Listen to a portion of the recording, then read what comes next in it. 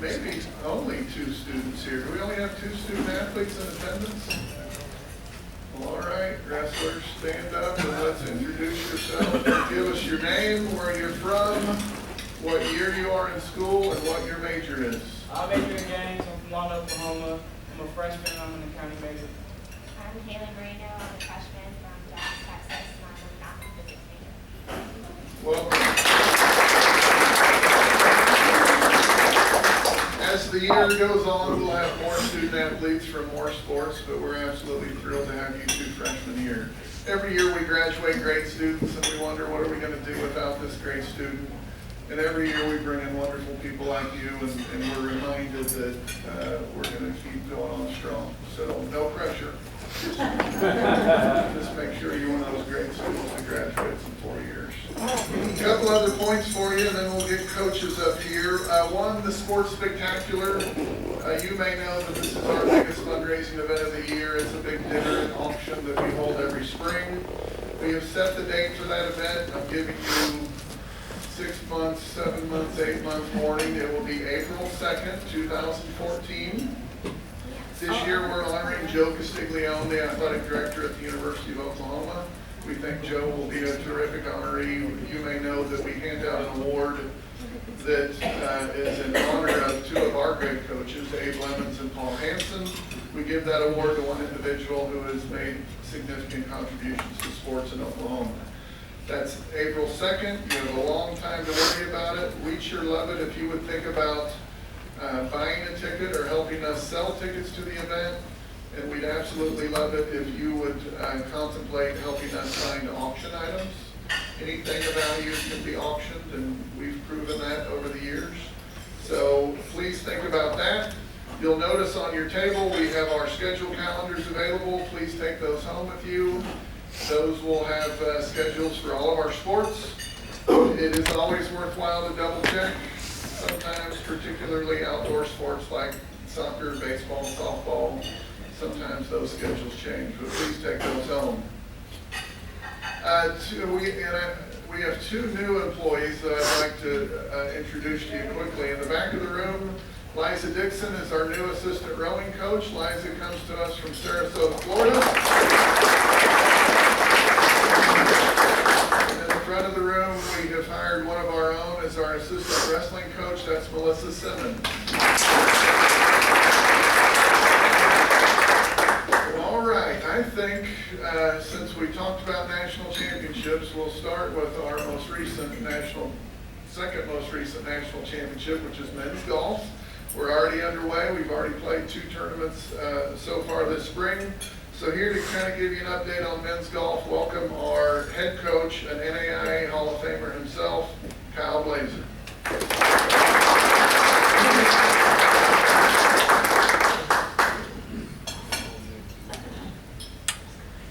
Last year at this time, well actually it was towards the end of the year, I asked for a 5th man to step forward on our team for the national tournament. We had 4 guys really step up at the national tournament. I've never, as a coach, you dream about kids stepping up at the right time, peaking at the right time. We had 4 kids at one time at the national tournament. They were all in the top 5.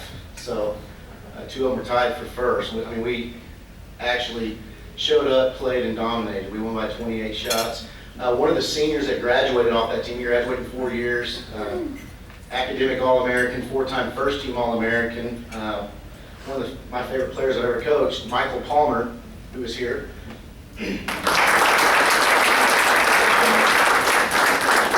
He actually graduated and showed up at my doorstep first week of school. Whoa, you got another year of eligibility. He came back to get a 2nd degree in finance, so very good student, decided not to play professional golf. He's going to help with our program this year. Outstanding kid. Michael, glad to have you back. You can find eligibility, I'd love to have it. Last year was kind of, I knew we had the talent, I knew we had the players, I knew we had the depth, but we just couldn't get over the hump to win tournaments. We won conference, and then at nationals we took care of business, and we had a big win. This year, we've already won our first 2 tournaments, so we're equaled what we did last year. We won in Kansas last week. We played a great golf course and some tough conditions. And last night we just got back from Florida. We won the NAIA Preview. Our national tournament is going to be in Daytona Beach. So we got back from Daytona Beach last night. And we won by 3 shots. Senior James Marchesani, who was also, he's well on his way to be a 4-time All-American. He got his first career victory. We've all been giving him a hard time about the best player that's never won at OCU. His little brother won his freshman year, so yesterday I said, well, now you're finally as good as your little brother. But James Marchesani, outstanding player, great kid. He rolled in a 35-foot putt on the last hole for birdie. Then we got in the playoff, and he won it in the playoff. But his last final rounds have been 67 and 68, so he's playing really good. His brother, Anthony Marchesani, is a sophomore.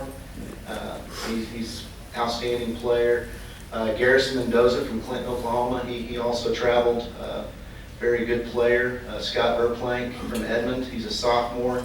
And then I've got another Australian, Matthew Chung. They all traveled, and so far they're undefeated as far as conference play and tournament play. Great group of kids, really excited about it. I think we may have a couple additions in the spring that will add to the depth, but very excited about it. We've got our next event October 14th, Lincoln Park. It's going to be one of the best fields we've ever hosted. We've got schools from all over the country coming in. It's full. OU sending some players. It's a fun one to go watch because Lincoln Park, I mean, for people that are just your everyday golfers, you know, Lincoln Park's a fairly easy golf course where you can go around. I don't know what Jim probably shoots under par there every time he plays, but my guys, they really light it up. It's usually something where there's tournament records broken or course records broken. So hopefully the weather will be great and we can have some fun. So if you want to come watch some good college golf, October, it'll be on. Anything else? This weekend was a big week. Not only I'm going to go ahead and announce it. Not only that we won, but former fellow South African Tyron Van Oswegen. I don't know if any of you watched the Golf Channel or the web.com this weekend, but got to second place, $101,000, made a bogey, lost $30,000, made another bogey, lost $30,000, made another bogey, lost $30,000. Got up and down on the last, and I talked to him after, and he goes, Coach, that's the biggest putt of my life. And I said, you're not kidding me. But it officially put him on the PGA Tour next year, so he'll be the first OCU golfer to tentatively speaking, mathematically he's in unless something crazy happens that I'm not aware of. But he's wanting to move from San Diego back closer. He's moving to Texas this next month so he can be closer to us. But great news for our program. He's going to be playing with the big boys next year. Any questions? We've got 3 tournaments this fall, and spring we're going to have about 7 or 8, and I'm looking forward to an outstanding year. Kyle, I just noticed the scores in the paper. I noticed it looks like Texas Wesleyan and Northwood, the 2 in the conference, did pretty well in that tournament. Yeah, it was odd. I mean, our conference has always been the perennial power. I think we've won every national championship in the last 10 years. So our conference has always been a perennial power. Oklahoma Christian left, and I thought there might be a drop-off, but it's odd. We go to Florida, and we finish first. OBU finishes 3 shots behind, and Texas Wesleyan, who's now in our conference, finished 8 shots. So we went 1, 2, 3. We had to go all the way to Florida to settle business. I said next time I'll just meet at the Red River, but got a strong conference. Northwood, Texas. That was actually Northwood, Florida that was posted. Oh, I'm sorry. But Northwood, Texas is also going to be good, and I was looking. I do my homework at night, and last night I couldn't really sleep. But Wayland Baptist has also got a very strong golf tournament. They played well in Amarillo this week, so our conference is. If you win your conference, you're going to have a chance to win a national championship. That's the way it is in most sports, but golf is no exception. Any questions? Thank you.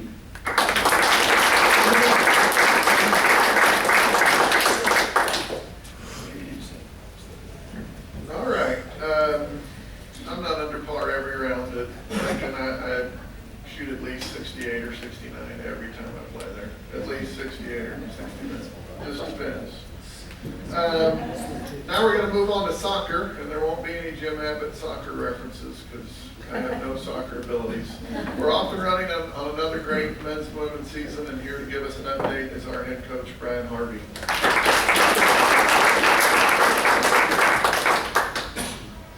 I think I'll start with the men. The men have had a pretty tough go of it, but out of the 5 games we've played, 4 of the teams we've met are nationally ranked. So we met another team last night that was nationally ranked.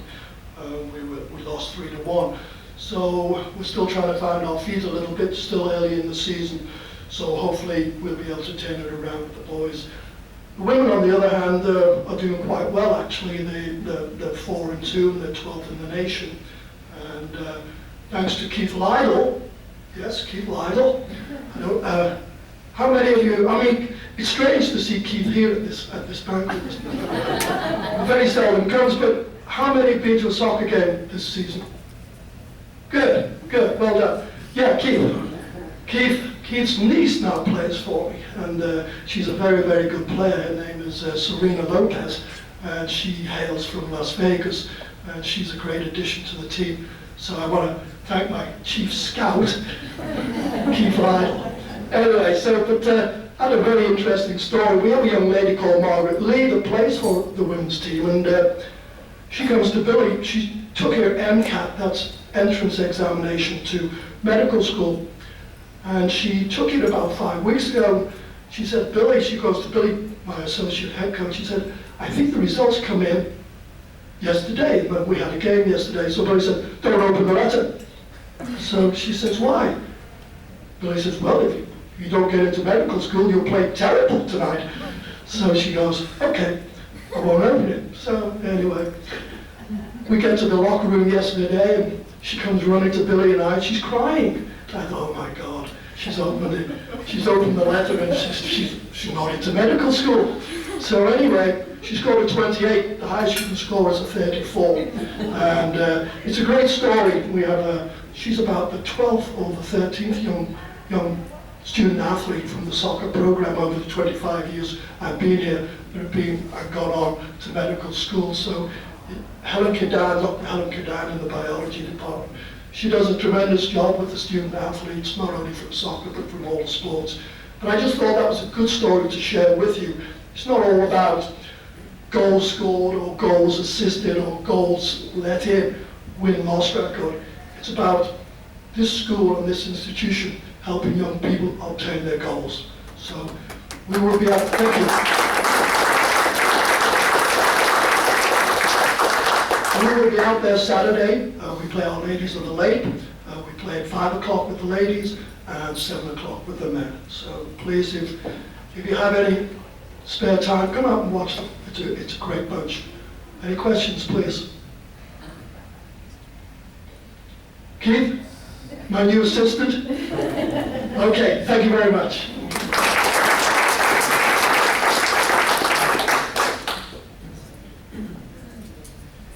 I'm going to add 2 things about soccer real quickly. One,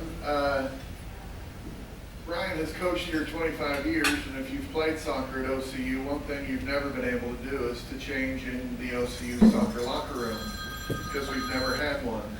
We've always pretty much required our kids to run back to the dorm or do whatever. We currently use kind of a storage area in the Freedy Center, but it's less than ideal. So a project we have underway now is we have a design to build a locker room on our soccer field. I have some brochures up here that I'd be thrilled for you to take if that's something that holds interest for you. Our goal is to raise $300,000. We've had some success already and raised probably $70,000 of that total. We are more than happy that several of our alums have become doctors because that makes them great targets for us. And I'll tell you, some of them have been just so generous. It took about 10 seconds for them to say, you bet, I'm in. So I point that out to you. One of our door prizes today is going to be the scarf, and scarves are pretty popular in the soccer world. I'm not sure how great it'll look on me, but we're selling these scarves at soccer games, and it just, Sam, you would be surprised when it's 98 degrees, there ain't a whole lot of business for scarves. but we know sooner or later it'll be scarf weather. We are selling these scarves for $30, and all of that money goes toward our locker room. We don't have enough scarves to raise $300,000. The beautiful thing about it is, not only do you help us build that facility, but you also promote our university. So we brought a few extras today. If you're interested, we'd love to sell you one. If not, if you come to any other luncheon or any other event, we'll be selling these things all year long. So I just wanted to point that out to you. They're Now, also for sale on the OCUsports.com. that's right. We have a new merchandise page that you ought to check out. 9 years ago, we started a rowing program, and we thought, wouldn't it be fun if we try to have a little rowing event? And we really kind of thought a little rowing event. And 9 years later, it's the biggest event in the history of our university. And whereas it used to take effort from every OCU employee in this room to make it happen, it now requires a smaller effort, which we may appreciate, but it's a big event, it's a fun event, and it's happening in just a few weeks. So here to tell us about rowing and to let you know a little bit more about this year's head of the Oklahoma Regatta, welcome our head coach, Mike Knopp.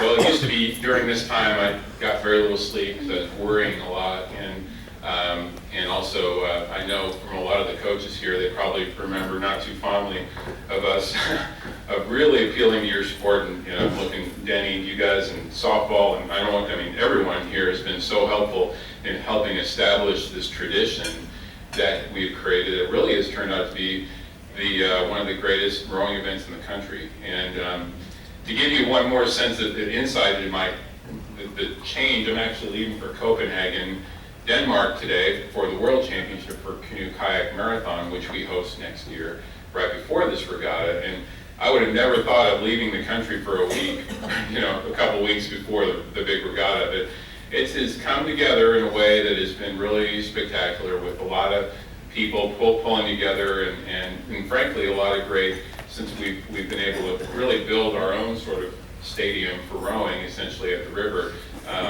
If you come in a couple of weeks, you will be able to see, if you haven't seen already, the new stadium lights that are up along the course. Now, I could play with somebody today and turn them on with my phone, because there's an app now where you can light up the river and you can really scare people at night. But I don't do that, but you can do that.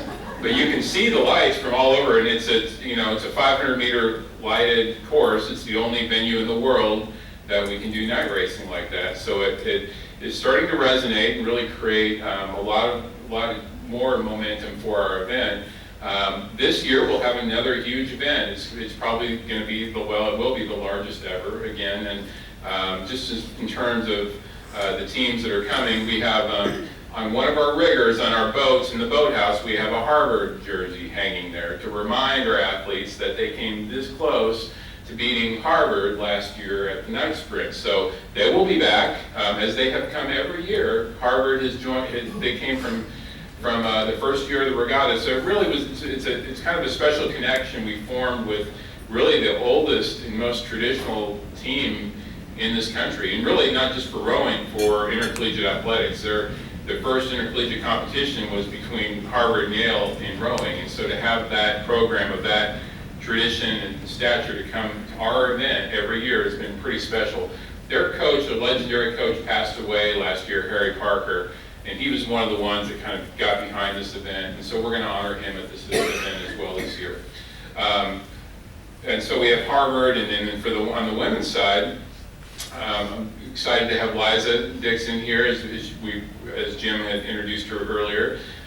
She's got her work cut out for her on the women's side with Cam on the men's side, because we have UMass coming, and they're a very strong women's program that does focus on sculling like we do. And as you may have heard me say in the past, that's kind of a niche for us. We've focused on the sculling in small boats because that's an area we think we can help really advance the sport. And so far it's been worked out really well. 3 of our athletes got to go to the Under-23 World Championship last summer. They were selected because of their abilities.